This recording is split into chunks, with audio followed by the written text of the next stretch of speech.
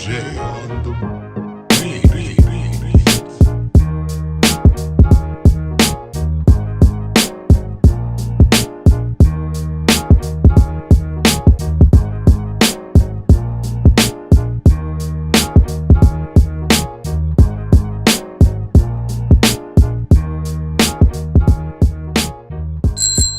Bonjour tout le monde, je me présente, Steven de Keep Cycling, petite chaîne YouTube traitant du vélo que je vous invite à aller voir si vous avez un peu de temps. J'intègre aujourd'hui l'équipe du Mobiliste afin d'essayer tout ce qui ressemble de près ou de loin à un vélo, ainsi que différents Smart Mobilities dont on parlera plus tard. Pour ma première, on m'a gâté, j'ai eu droit à un speedbike, le Stromer ST2S. Qu'est-ce qu'un speedbike? Pour faire simple, c'est comme si le VAE de ta grand-mère avait mangé un Christopher Froome ou un Peter Sagan, ce qui nous donne un vélo entraîné par des pédales, avec un moteur électrique emmenant l'engin jusqu'à 45 km/h.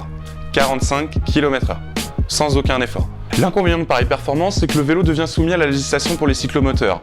Il faut donc être titulaire du BSR, à part pour les chanceux nés avant le 1er janvier 88, les vieux c'est pour vous, être immatriculé, avoir un casque homologué pour scooter moto, donc pas un simple casque de vélo, ainsi qu'être assuré.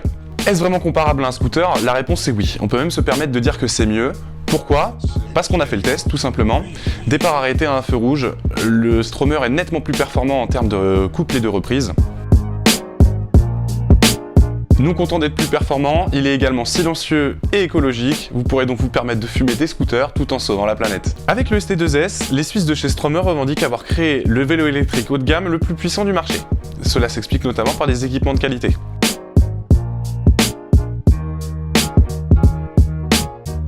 Du côté du moteur, on retrouve un moteur Sino de 500 watts, propulsé par une batterie de 48 volts. L'autonomie de la batterie est comprise entre 60 et 180 km, en fonction du poids de l'utilisateur, du dénivelé positif, ainsi que du niveau d'assistance choisi. Les sensations quand on prend le vélo en main sont incroyables. Le couple se libère instantanément, ce qui fait que le vélo prend très vite de la vitesse et atteint les 45 km/h en quelques secondes, peut-être 4 ou 5 secondes, c'est juste bluffant. Le freinage très puissant lui aussi, on s'arrête très vite, c'est étonnant, on passe de justement 45 à 0 également en une poignée de secondes. La transmission, ça a quelque chose de magique, si vous avez jamais essayé le système DI2 de Shimano, je vous le souhaite de tout cœur, clairement, c'est vraiment...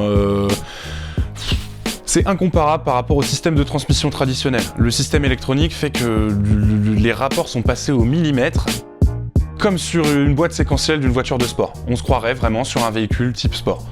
Quand je suis monté sur ce vélo, j'avais l'impression que j'allais faire la course sur circuit. L'assistance se règle également avec une commande au guidon, et toutes les infos utiles sont affichées sur un écran LCD se trouvant sur le tube droit du cadre.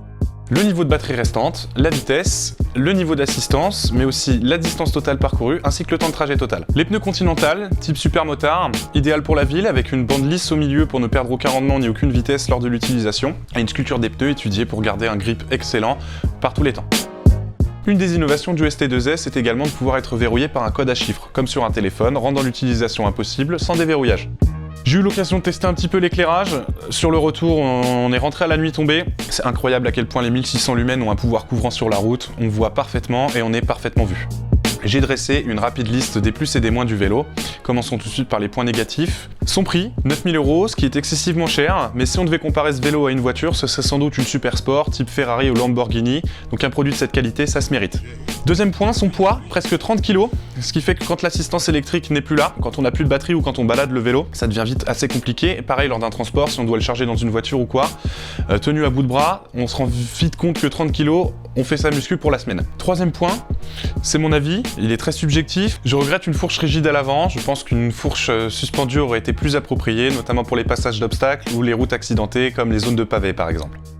Les points positifs quant à eux, premièrement son design unique, ce vélo est très beau, il fait tourner les têtes, on a pu le constater. Second point, ses équipements, très haut de gamme, qui justifient aussi son prix élevé. Et enfin ses performances qui sont juste incroyables. C'est le vélo électrique le plus puissant du marché, il l'a prouvé à maintes reprises, notamment face au scooter, comme vous avez pu le voir tout à l'heure. Ce vélo est une vraie bombe. Les sensations de conduite sont le parfait compromis entre un vélo et un scooter, du fait qu'on ait des pédales, une selle étroite et un guidon droit, et l'accélération quant à elle est vraiment comparable à celle d'un scooter, dans le sens où vous atteignez très rapidement les 45 km/h et que votre vitesse de moyenne se situe entre 40 et 45. Croyez-moi que pour tenir de pareilles moyennes sur un vélo, un peu d'entraînement est nécessaire. C'est tout pour moi, j'espère que cette vidéo vous a plu, c'était ma première donc soyez indulgents.